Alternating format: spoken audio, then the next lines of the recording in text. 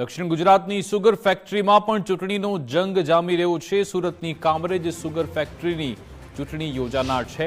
20 ઓગસ્ટે ચૂંટણી માટે મતદાન થશે। વર્તમાન પ્રમુખે સહકારી પેનલ ચૂંટણી જંગમાં ઉતારી। પ્રમુખ અશ્વિન પટેલે ઉમેદવારો મેદાનમાં ઉતાર્યા। સામે પક્ષે પૂર્વ ચેરમેન જયેશ પટેલે પણ પેનલ ઉતારી। કામરેજ સુગર ફેક્ટરીના 18 ઝોનમાં 36,165 સભાસદ, ડિરેક્ટર અને સહકારી નેતા માટે પ્રતિષ્ઠાનો જંગ છે।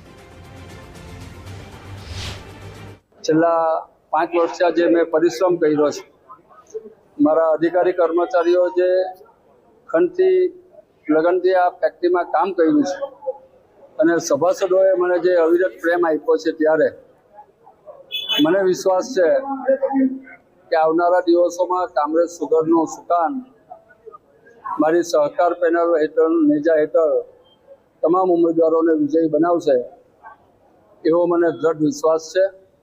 અને આવનારા દિવસોમાં આ સુગર ફેક્ટરીને આજે છે ત્યાંથી નવી ઊંચાઈ સર કરીને સમગ્ર ખાણ ઉદ્યોગમાં પહેલા નંબરે લઈ જવા માટે હું કટિબદ્ધ છું।